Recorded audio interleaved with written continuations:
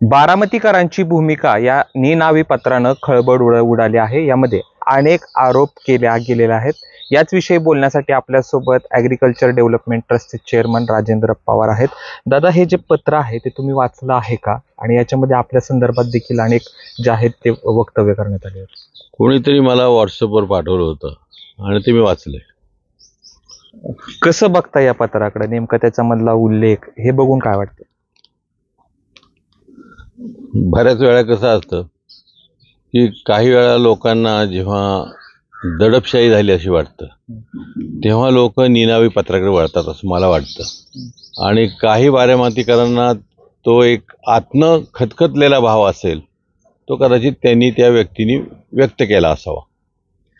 जे पत्र लिहिलेलं आहे त्याच्यामध्ये तुमचा देखील उल्लेख आहे, तुम्हाला राजकारणात यायचं होतं परंतु ते बाजूला ठेवलं गेलं आणि अजितदादांना आणलं गेलं, याच्याबद्दल काय सांगा? सतत कसं आम्ही दोघंही भाऊ एका वयाचे आहेत, 1 वर्षाचं अंतर आहे। आणि अजितदादा मला वाटतं 87च्या पुढे राजकारणात यायला लागले आणि सतत ते पुढे जायला लागले। आणि त्यावेळी मी पवारसाहेबांचा पुतण्या होतो आणि त्यामुळे कदाचित लोकांना असं वाटलं असेल की बाबा मला पण त्यात इंटरेस्ट आहे। मी 1-2दा फक्त छत्रपती कारखान्यात संचालक होण्यासाठी म्हणून प्रयत्न केला होता। त्यावेळी पवारसाहेबांनी सांगितलं की आपल्याला सगळ्यांनाच त्या मार्गाने जायचं नाही आणि मी त्यावेळी तो फॉर्म मागं घेतला आणि कदाचित त्यामुळे त्यावेळी मी थोडासा भाग घेत होतो, धंद्याच्या दृष्टीने मी भाग घेत होतो। त्यामुळे लोकांना वाटलं असेल की मी पण राजकारणात इंटरेस्टेड आहोत। परंतु मला असं वाटतं की राजकारणात मी म्हणजे लोकांच्यात जाणं मला आवडतं, लोकांबरोबर काम करणं मला आवडतं आणि ते मी माझ्या सामाजिक भूमिकेतनं मी सतत दाखवत आलेलो आहे। त्या दृष्टीने मी या ॲग्रिकल्चर डेव्हलपमेंट ट्रस्टच्या मार्फत मी काम करत आलेलो आहे। आणि कदाचित त्यावेळी जर पवारसाहेबांनी तो निर्णय घेतला असता की सगळ्यांनीच राजकीय याच्यात क्षेत्रात भाग घ्यायचा तर मला असं वाटतं की कदाचित जे आज चित्र दिसतंय ते त्यावेळी कदाचित चित्र दिसू शकलं असतं। तुम्हाला राजकारणात यायची इच्छा होती का? मला वाटत नाही, मला लोकांबरोबर राहायला आवडतं। जे लोकांबरोबर राहायला आवडतं, तुम्ही इकडे देखील लोकांसोबत राहताय, राजकारणात देखील, परंतु हे प्रश्न विचारण्याच्या पाठीमागचं कारण आहे, त्या पत्रामध्ये असा देखील उल्लेख केलेला आहे, तुम्ही त्यावेळेस बंड केलं नाही आणि रोहित पवारांना आत्ता न्याय देण्यात आला जो तुमच्यावर अन्याय झाला होता अशा असायचा, म्हणजे अन्याय म्हटलं नाहीये परंतु हा शब्द वापरला गेला। विषय असा आहे की आमचं जर घर वेगळं धरलं आप्पासाहेब पवारांचं तर ते जवळजवळ 1954 सालापासून की त्यावेळी पवारसाहेब 8वीला होते आणि ते आप्पासाहेबांकडे शिकायला असायचे होते, तेव्हापासून नोकरीच्या निमित्ताने आमचं घर हे पूर्ण बाहेर होतं। शुगर फॅक्टरीवर असतील आप्पासाहेबांच्या। नंतर जेव्हा आप्पासाहेबांनी नोकरी सोडल्यानंतर ते इथं स्थिर झाले आणि जर मी तसाच राहिलो असतो, कारण मी शेती करत होतो, परदेशातून आल्यानंतर शेती करत होतो, तर राजकारणात जर मी सतत राहिलो असतो तर मला माहीत नाही की माझ्या शेतीकडे व्यवसायाकडे दुर्लक्ष झालं असतं आणि मी सामाजिक कामं करत राहिलो आणि त्यामुळे मला असं वाटतं की मी शेती उत्तम करू शकलो। त्यानंतर माझं जे आर्थिक स्थिरीकरण आहे ते मी शेतीतनं व्यवसायातनं व्यवसायानंतर वाढवत बारामती ॲग्रो जेव्हा मी पाहायला लागलो व्यवसायातनं वाढवत गेल्यामुळे मला वाटतं जो उद्योगधंद्याचं जो बेस आहे आणि रोहितदादा जेव्हा 21व्या वर्षी आले मला मदत करायला आणि त्यांना जो बेस मला देता आला तो मला वाटतं चांगली ती गोष्ट झालेली। आता पवार कुटुंबात अजितदादांना एकटं पाडलंय का असा प्रश्न सातत्यानं विचारला जातोय। हा गेल्या अनेक महिन्यापासूनचा अंतर्गत विषय होता, परंतु मागच्या महिन्यामध्ये किंवा याच महिन्यामध्ये अजित पवार यांनी मेळावा घेतला आणि त्यांनी असं सांगितलं की माझ्या कुटुंबाला एकटं पाडण्यात जातं, तर तुम्हाला असं वाटतंय का?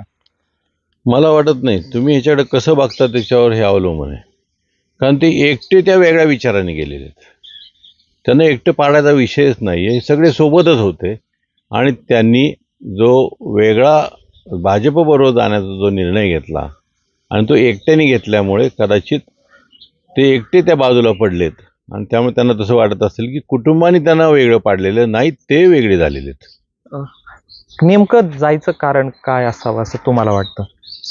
मला माहीत नाही, कारण हे सर्व संदिग्धच आहे सगळं, परंतु एकंदरीत जे मीडियातनं दिसतं की मोदी साहेबांनी काहीतरी भाषणात काहीतरी सांगितलं, त्यानंतर गेल्या 5-6 महिन्यात वेगवेगळे विचार प्रवाह किंवा त्यांच्याबद्दल मतभेद लोकांचे सुरू झाले होते, की असं काहीतरी त्यांच्यावर प्रेशर आणलं गेले. आणि मला असं वाटतं की कदाचित नाईलाजाने सुद्धा या गोष्टी घडल्या असतील आणि जे काही कारण असेल ते त्यांनाच माहिती आहे. गेल्या अनेक वर्ष तुम्ही राजकारणात नाही आहात, परंतु लोकांना भेटता आहात, शेती क्षेत्रात, शिक्षण क्षेत्रात आणि व्यवसायात काम करता आहात.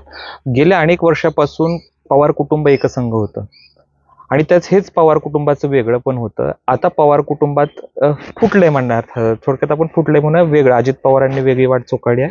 त्याच्यामुळे कुठेतरी कुटुंबात अडचण निर्माण झाल्यासारखं होतं किंवा अवघडल्यासारखं होतं. आता तुम्ही वैचारिकदृष्ट्या जर विचार केला तर हे सगळ्यांना दिसतं, परंतु पवार कुटुंबीय हे प्रत्येक व्यक्ती एकमेकावर अवलंबून नाही आहे. आणि आज नाही, अनेक वर्ष कुठलेही भाऊ कुणावर अवलंबून नाही आहे. जो तो ज्याचा त्याचा स्वतंत्र व्यवसाय. फक्त हे एकत्र विचाराने एकत्र, म्हणजे एखादे कौटुंबिक कार्यक्रम असतील आणि कुठं मतभेद होऊ नयेत एवढा ह्या कुटुंबाने फक्त सांभाळल्यामुळे तुम्हाला कदाचित हे सर्व कुटुंब एकच वाटत होतं. दुसरा प्रश्न, शेवटच्या प्रश्नाकडे येऊयात आपण, की सुप्रिया सुळे यांच्या विरोधात सुनेत्रा पवार लढणार असल्याची चर्चा आहे. खरं तर हे पवार कुटुंबातील एक सदस्य म्हणून असं होईल असं वाटलं होतं का? मला वाटत नाही, पण मला असं वाटतं की ह्या सर्व राजकीयदृष्ट्या ह्या सर्व वरच्या लोकांच्या ह्या खेळी असतील. आणि यात मात्र एक गोष्ट घडणार आहे की 50-50 वर्ष बरीचशी बारामतीतली कुटुंब ही पवार कुटुंबियांच्या सोबत आहेत.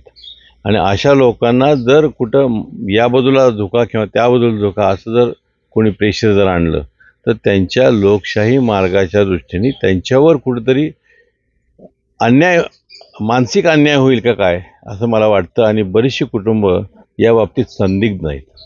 त्या पत्रामध्ये रोहित पवार आणि पार्थ पवारांचा देखील उल्लेख केलेला आहे. या दोघांकडे कसं बघता येत, दोघांची तुलना केल्यामुळे हे झाले असं वाटतं? मला वाटत नाही, कारण पार्थला राजकीय जर ॲम्बिशन होती त्यांनी मावळमध्ये प्रयत्न केलेला आहे आणि त्याचप्रमाणे त्यांनी राजकीय क्षेत्रात त्यांनी सतत राहायला पाहिजे होतं. आणि जर आम्ही बारामतीतच प्रयत्न केला असता तर कदाचित हा आमचा सुद्धा उद्देश तोच आहे असं झालं असतं. परंतु रोहितदारांनी स्वतःचा मतदारसंघ हा कर्जत जामखेड केल्यामुळे मला वाटत नाही तसं काय आहे. एकंदरीत या पत्राचं सार तुम्ही काय सांगता किंवा कसं बघता या पत्राकडं? यातल्या फॅक्ट म्हणजे ज्या खरंच घडलेल्या या गोष्टी किती आहेत, कसं बघता? तर त्यातलं फक्त एक आहे की आप्पासाहेब आणि पवारसाहेब हे शेकापाचं काम करत होते. तसं नाही आहे ते. आप्पासाहेब शेकापाचं कधी काम करत नव्हते. आणि त्यावेळी वसंतराव पवार होते आणि पवारसाहेब लहान होते. आणि नंतर जेव्हा पवारसाहेब जे आले ते काँग्रेस विचारानेच ते पुढे त्यांनी राजकारण केलेलं आहे. आणि मला असं वाटतं की हे सर्व जे पत्र आहे की निनावी पत्र ही सहसा जेव्हा माणसांचे विचार दाबले जातात परंतु त्यांना ते पटत नसतं आणि अशावेळी हे कुठंतरी बाहेर येतं आणि त्यातनं हे कोणीतरी हा निनावी पत्राचा प्रयोग केलेला असावा. त्यातला बाकीचा तो मुद्दा सोडून बाकीचा मजकूर खरा आहे का? बाकीचा म्हणजे तुम्ही स्पेसिफिक कसा मांडणार आहे त्यातला कदाचित तुम्हाला असं वाटत असेल शेवटचा मुद्दा जो आहे तर तो मुद्दा असं समोर दिसणारा नाही आहे. तर हे होते राजेंद्र पवार, ज्यांनी सांगितलं की ज्यावेळेस लोकांची खतखत निर्माण होते लोकांच्या मनात त्यावेळेस अशा प्रकारे निनावे पत्र दिले जातात. तर हे होते राजेंद्र पवार, ज्यांनी आपली भूमिका जी आहे ते एबीपी माझाच्या माध्यमातून लोकांसमोर मांडलेली आहे. कॅमेरा पर्सन धीरज सह जयदीप भगत, एबीपी माझा, बारामती. एबीपी माझा, उघडा डोळे बघा नीट.